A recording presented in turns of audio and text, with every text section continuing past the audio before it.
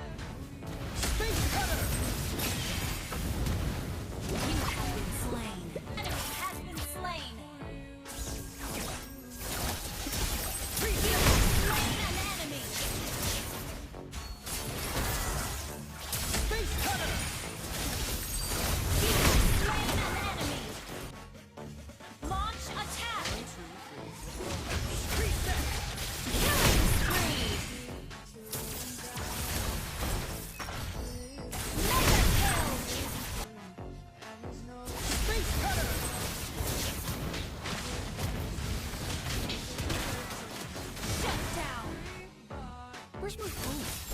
Oh, reset! You have been slain.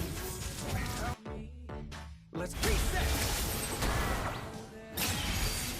Launch attack! Request backup! Enemy has been slain.